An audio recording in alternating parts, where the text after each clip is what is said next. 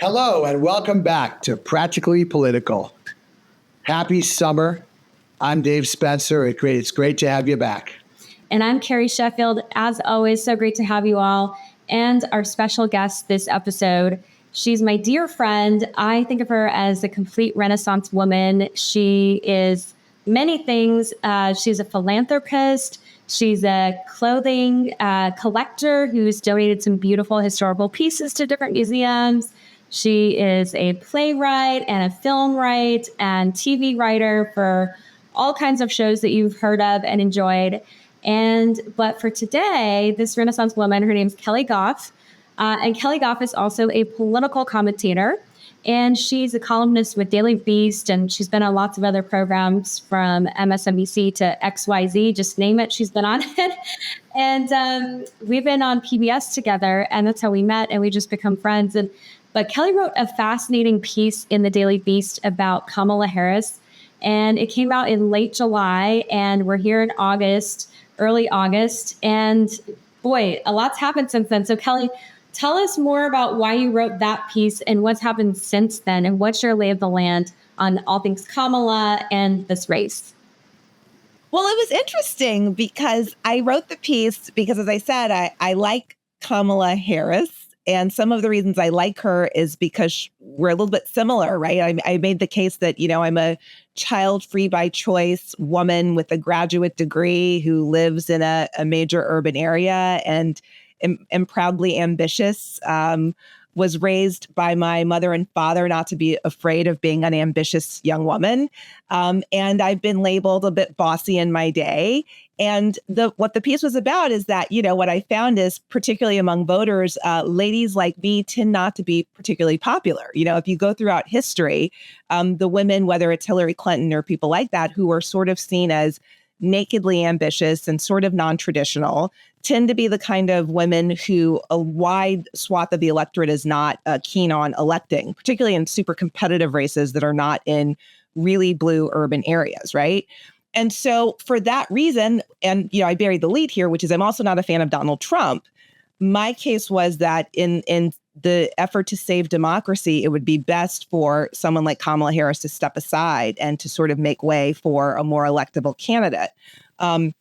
Somehow I found out that got translated by some people as saying, I hate Kamala Harris and I don't believe Black women can, win major elective office, even though I spent half the piece talking about how much I like and respect her and how many wonderful, qualified, I think more likable and electable Black women there are out there. But I think people did what a lot of us have probably experienced, including you, Carrie, right? Which is someone reads a headline on Twitter and then can't be bothered to actually, read a few hundred words and then they kind of run with it. And so the reaction was really interesting because you know that I'm not particularly active on social media. I don't do Instagram, TikTok, and I'm barely on Twitter except for to like, really cute puppy videos.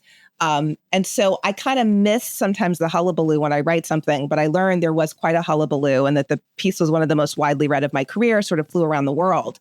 But what was interesting is there were a couple of unhappy comments, if you will, from sort of the really super liberal peanut gallery that filtered my way. But for the most part, I heard from a lot of people privately, thank you for writing this and for having the courage to, because I'm finding that there are a number of people who actually agreed with the piece and are afraid to say so publicly. So which is not the first time that's happened in my career. My mother thinks that's like my entire career. She says I'm like, the political Braveheart where I ride up on the horse and I'm like, everyone agrees with me. And then I look behind me and everyone's running the opposite direction. So this was kind of one of those moments. And particularly because the piece was inspired by Black women I know who don't like Kamala Harris. So that was sort of the piece. So that's been the genesis. That's the story. So I guess the big question is, I think you wrote the piece on July 22nd, and has anything changed since you wrote the piece? We're now 2.5 weeks out, and has anything transpired either with the events or with Kamala that's made you change your mind, or maybe made you soften your stance a little bit? Well, yeah. So what I would say is I think she's doing better than I thought she would. I think that she is, she's doing the fact that she's gained such momentum in such a short amount of time, I'm actually pleasantly surprised. And I say that as a compliment to our country, because as I made clear in the piece, I think she has some issues as an individual candidate that make her a tough sell. But I also, I'm not naive enough to not acknowledge that there are also some people who just don't want to vote for a woman. There are some people who just don't want to vote for a Black or an Asian woman. And so I acknowledge that in the piece as well. So that's all to say that I think the momentum that she has gained in such a short amount of time has actually been a pleasant surprise to me. Now, what I will say is that some of the areas where she's gaining are not actually, as of the polling that was just released yesterday, it doesn't seem to indicate that it's enough for her to win the race, because the groups that she's gained with, and this is multiple polls that were literally just released within the last 24 hours, she's gained with college-educated white women in the suburbs, which are a hugely important demographic, as we know, particularly in certain swing states, and she has gained with Black voters, which is hugely important, because a lot of what my piece focused on is that her favorability ratings with Black voters were double digits behind Barack Obama. And a Black candidate cannot win a major race unless they're really sort of circling that 89, 90% mark with Black voters. And she was not. According to the polls released yesterday, she seems to have really closed that gap. Like, her support among Black voters has really jumped. And I would say that that's indicative of what I'm hearing anecdotally, because the family members of mine who couldn't stand her a month ago are like, listen, if it's her or Donald Trump, that ain't a tough choice, right? And they've said, I'm absolutely voting for her if that's the choice. So she's doing what she needs to do. I would also say, I'm going to get in so much trouble for saying this, but why not?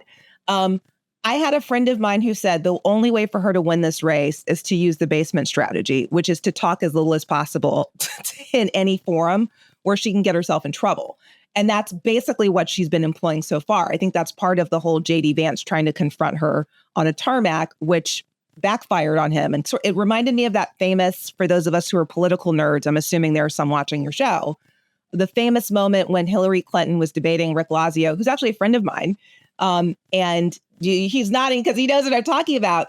Someone gave him the brilliant idea to say, sign this that you're going to, I think it was release your taxes or something. It was something like that. And he walks over to her podium during the debate and waves it. And there were a lot of pundits who said that was the moment he lost the race, because it reminded women of your husband coming over with the credit card bill and being like, are you kidding me? It seemed condescending. It seemed invasive. And I think that's what J.D. Vance looked like on the tarmac. So if she can maybe keep doing what she's doing, there is a version of this where she wins and squeaks it out.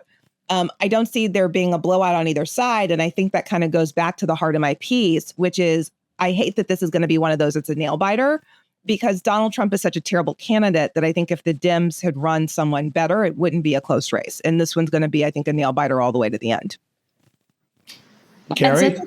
Yeah. So I think the question of whether the basement strategy is the right one, I think she's doing that right now. That's why she's not giving any media interviews.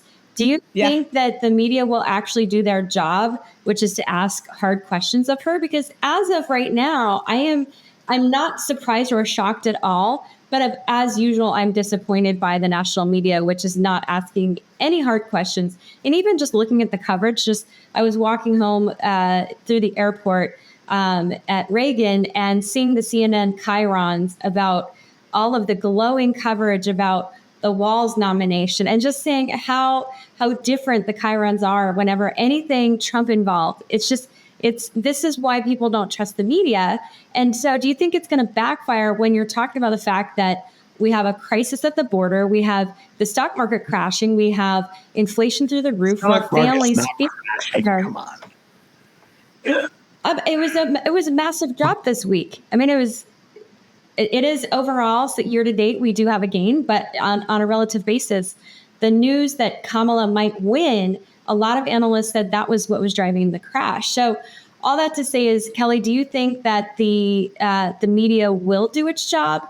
And do you think that, in some respects, Trump being locked up in the courts and also being not on Twitter anymore to protest and to move people over to Truth Social, I think it's actually been good for him because it's right. he's had his own basement strategy. Totally of sorts. agree. That's exactly right. Totally agree. So we're going to have a very bizarre election where you have two candidates who aren't talking to many people, which is really, I mean, I can't think of the last time this happened. So I think there are two sort of separate questions going on, Carrie. And I just want to say for the record, I actually want to then, leave and just watch the two of you debate this because I think that might be a more interesting show than having me here.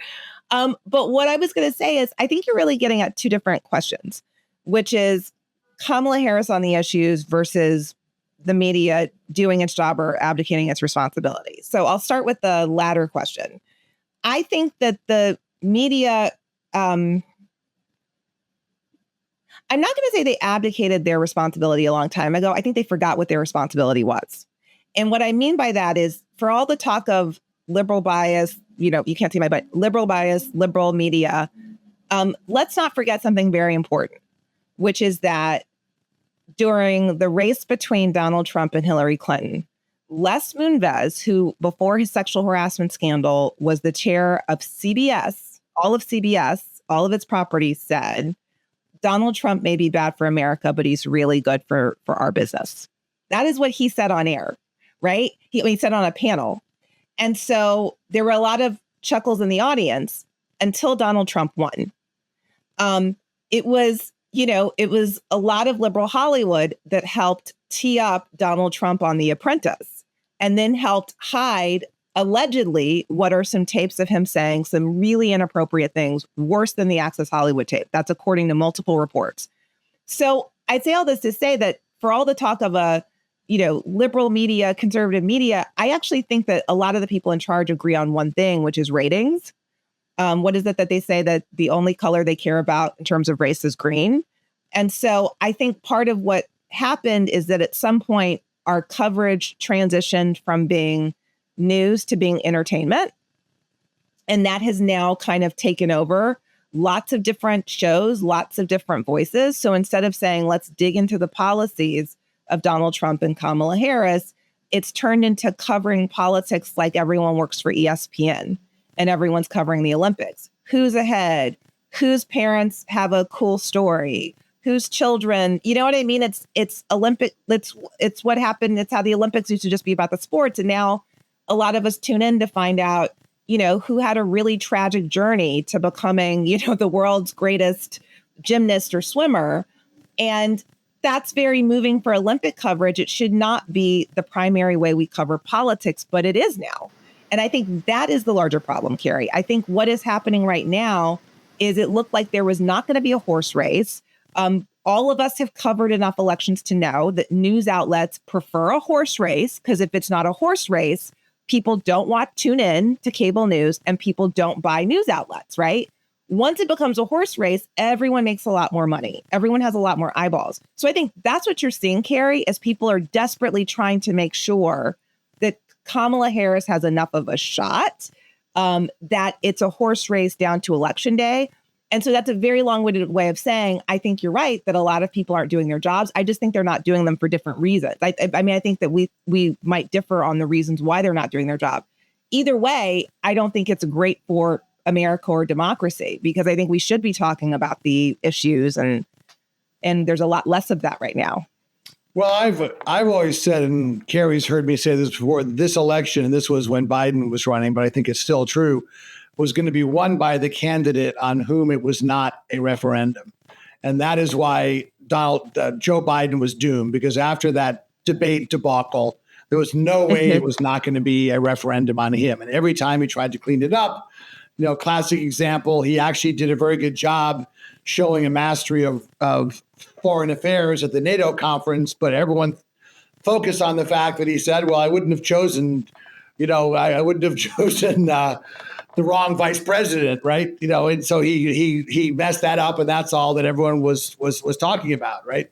So I think that if Trump can be Trump, and you see more of, for example, his embarrassing performance at the Black Journalists Conference a week ago Monday, if you see more of that, then I think that Kamala has a chance. And I also do believe the one thing I didn't quite agree with in your article, Kelly, was that you said when you compared Hillary Clinton that, everybody knows her. And the difference is Kamala has great name recognition, but I don't think that many people know her because the vice presidency is kind of a thankless job and you're behind the scenes.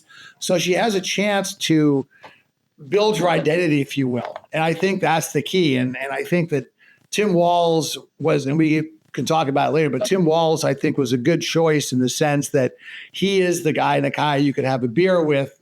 And yes, even though he was a moderate congressman, he was a more progressive governor. But I think the perception is he can talk to the people in the Midwest.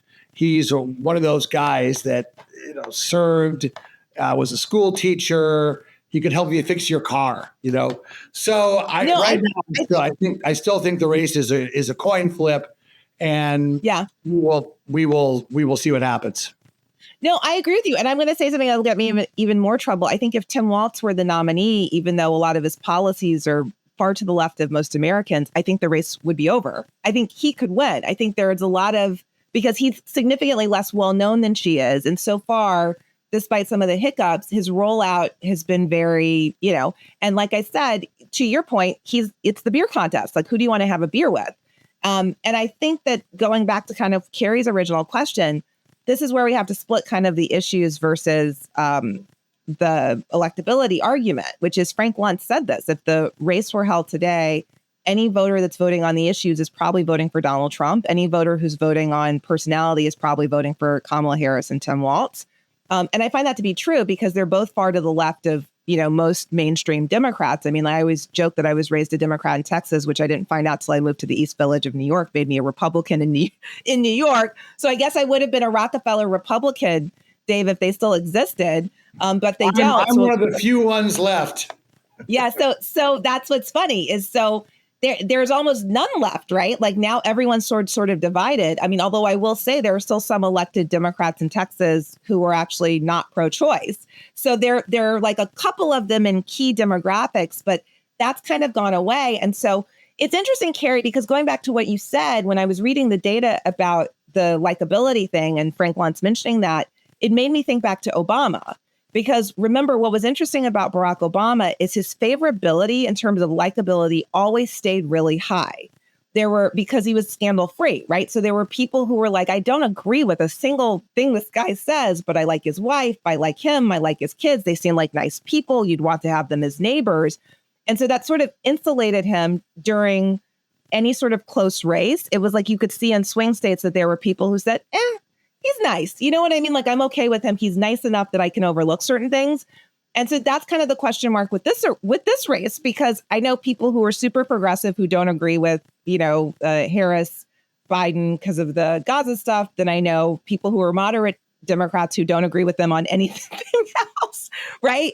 But then they look across the aisle at Donald Trump and they're like, he's just such a terrible person that if I got to choose who's a decent human being, I'm going with Harris Waltz. And I can't predict what's ultimately going to land with the majority of Americans at the polls. I just don't know the answer to that. And people always have these rose-colored glasses when they're looking back at the Trump administration. There was, as Carrie's heard me say, the economic performance of both Obama and Biden. It was much better than Trump. And foreign policy, we can debate it, but I think, again, perception is reality. So people, whatever the record is, people look back fondly on the Trump administration. Is that my Wi-Fi? I think the Republican Party is kind of having a civil war in the sense that you have half the voters who are nostalgia voters, right, that just want to go back to what they see, I think incorrectly, as what the Trump administration was. And then you have, the Steve Bannon victory or death, pro-MAGA, killer crowds. And those are, I think that if Trump wins, those two parties are going to be at war. But the only other thing I would say is that where Biden outperformed Hillary, it was with working class whites. He did 5% better, and with voters over 65. And that's where I'm worried that Kamala is going to slide, is that she's not going to be able to match those totals. And I think that's where Tim Walz can help, certainly. But I think obviously she'll do better with voters of color. I think she'll do better with young voters. And I think, as you say, a lot of black voters and a lot of the Democratic base that was very dispirited with Biden will come home. But I think how she does with the other two groups will be a key factor in the election. And that's what Alice Castellanos said, that, right? That the race is really going to be determined by some of these white rural voters in the Rust Belt that Obama won. Everyone forgets that's why Obama won North Carolina, and he was the first Democrat to do so in a really long time. But because he won over some of those voters. And I think that's the question mark, because remember, when I opened with the new polling data, what it shows is she's doing really well with whites with college degrees, but there are a lot of Americans who vote who don't have college degrees. And I think she's going to be a very tough sell for them, because going back to what I was saying about the policy, this is where the likability and policy merge. If they don't like her and Tim Walz is not at the top of the ticket and they don't agree on her policy wise, there's not a good reason for them to vote for her. And in fact, they might just stay home. I'm not saying they're all going to get Donald Trump's going to win all of them. I think that some of those voters might stay home. And if, a couple thousand in swing states stay home, that's enough to determine the race. I don't have a crystal ball on this, obviously, but I think listen, the whole point of my argument of my piece was that I don't understand why Democrats love to torture themselves. I mean, there was an easier path forward. And for some reason, they were like, yes, this is kind of a layup because Donald Trump is a convicted felon who's horribly unlikable. But what we're going to do is push forward a candidate who also has some likability issues, who's also a woman, who's also a double racial minority, and who's also super, super liberal. And we're just going to cross our fingers and hope for the best. And there's something really, I appreciate that people just felt like that's the right thing to do. I mean, I have friends who just feel like, Kelly, I just want to see this in my lifetime. And for them, I say, God bless them. But it's just like, if they don't pull out the race, I think a lot of people are going to have a lot of, secondhand hangover regrets from not having sort of pushed a Tim Walz or someone to the forefront. And I want to clarify that for me, it wasn't just about Kamala and whatever individual baggage she has. For me, it was also about the fact that, she's somewhat of a known quantity, because here's what I would say, Dave, is to your point when you said it's not comparable to Hillary because people don't know as much about Kamala. I would argue that's even more of a problem. Okay.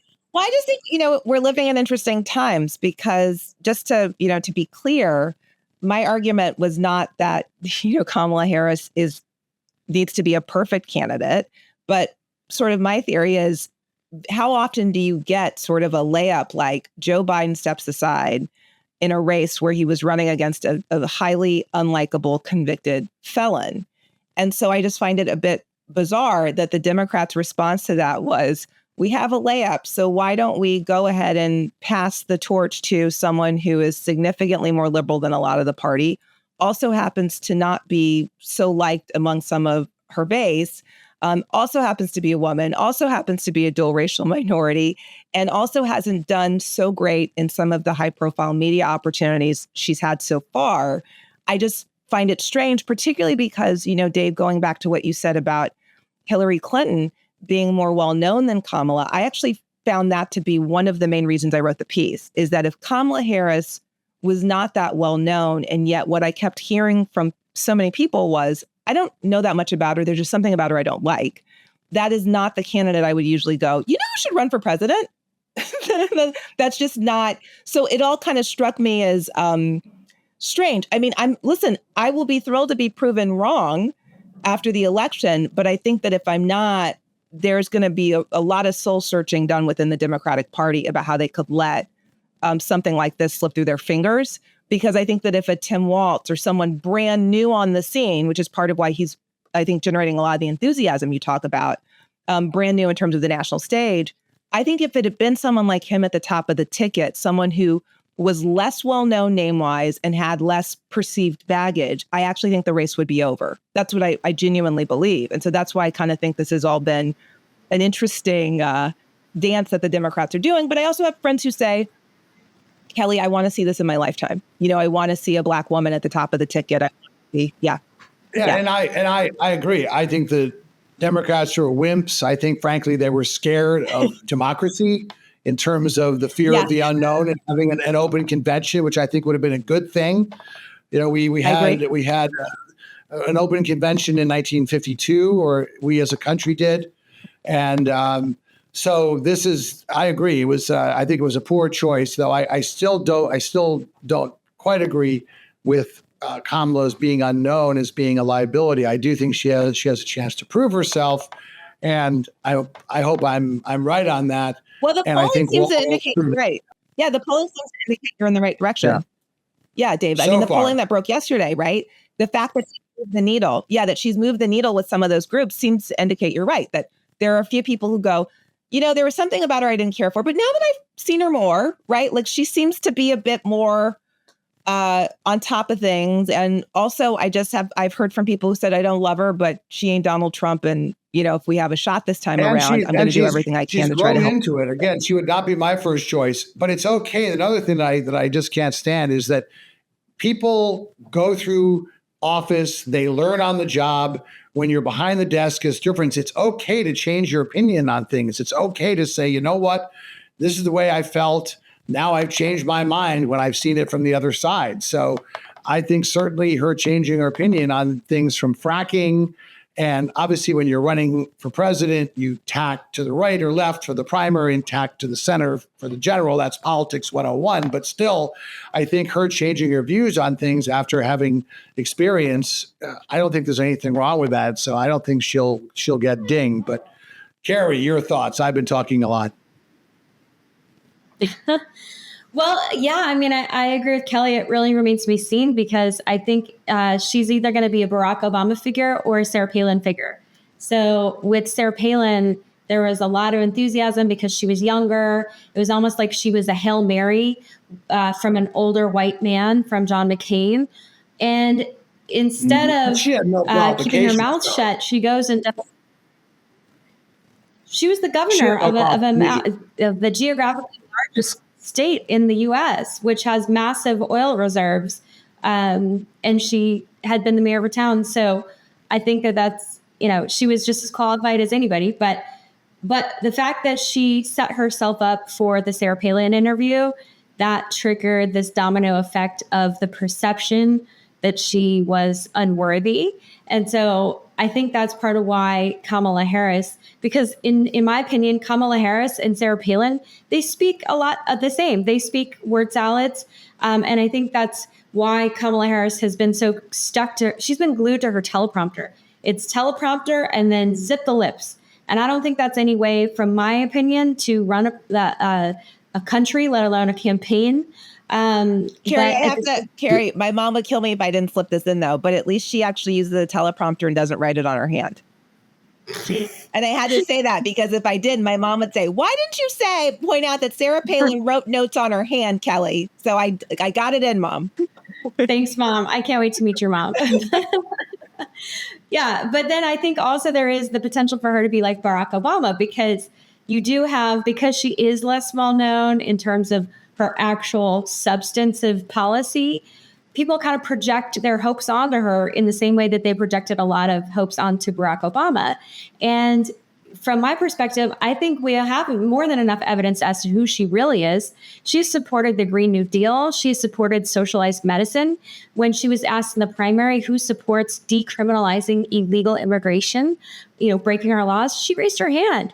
And then her voting record as a senator is to the left of Bernie Sanders.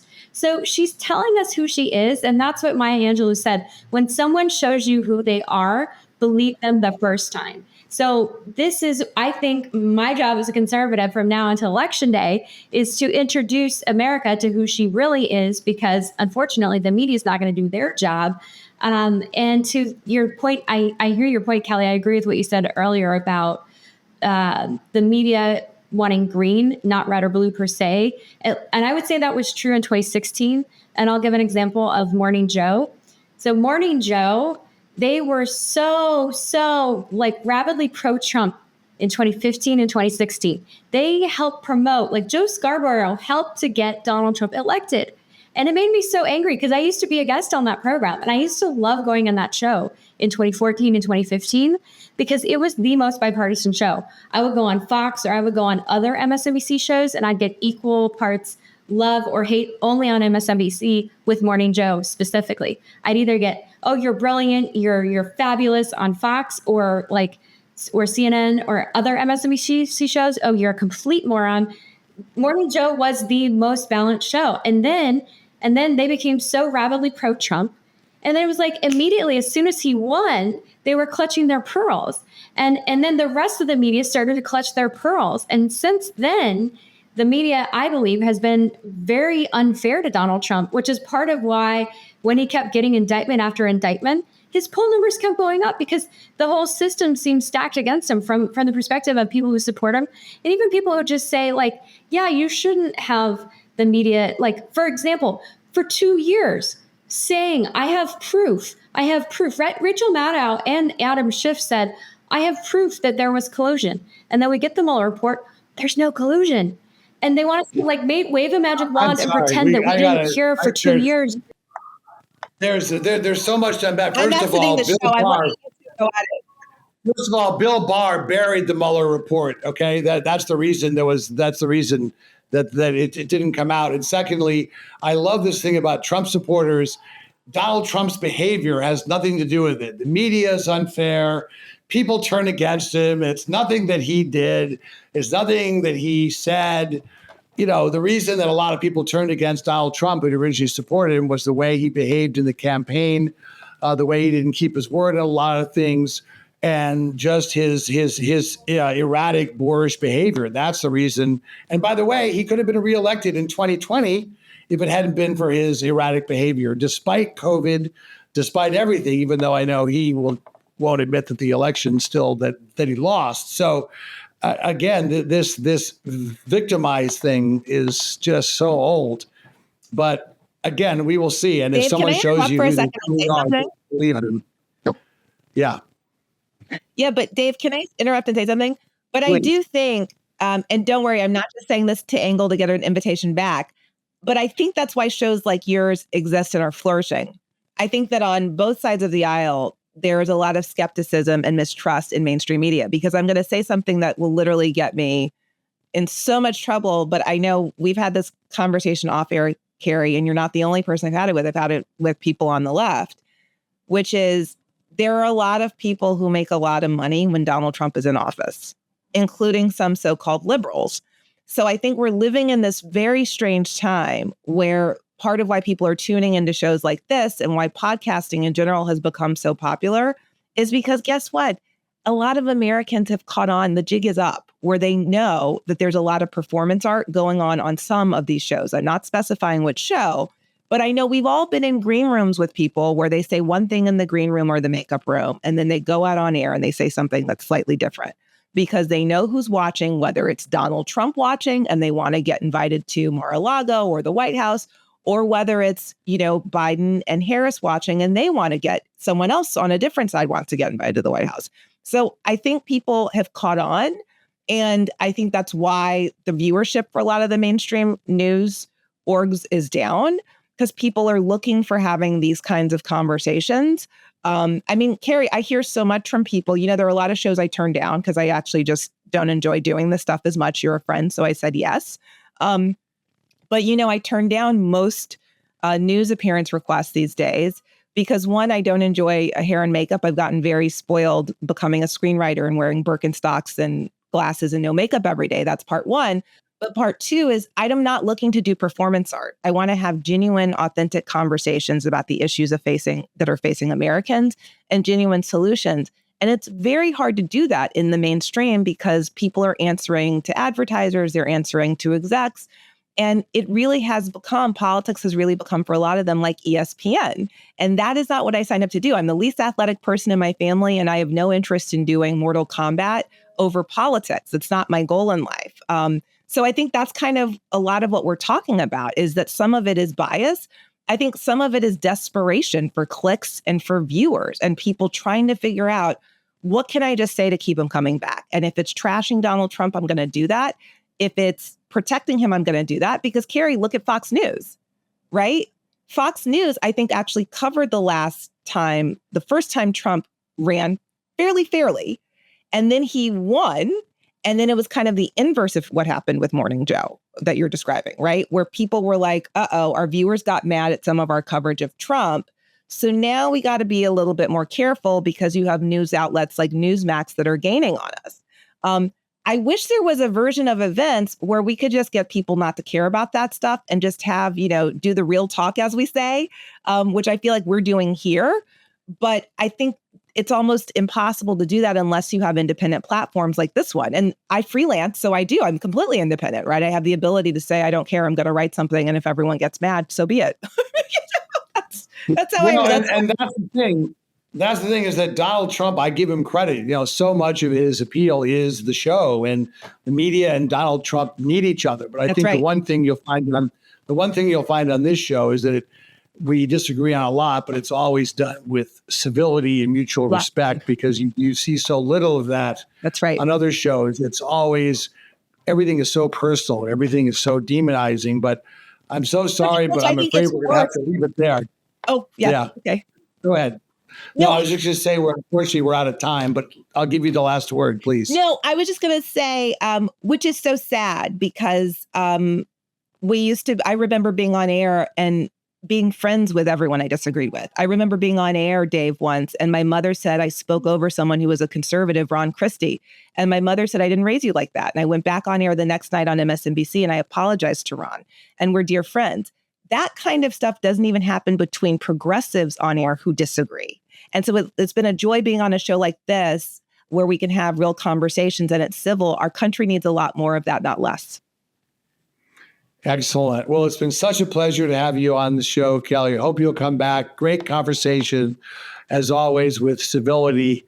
And thanks to all of you for joining us on another episode of Practically Political. It's always great to have you. I'm Dave Spencer. Thank you all for joining us, and we will catch you next time. Thank you, Keli.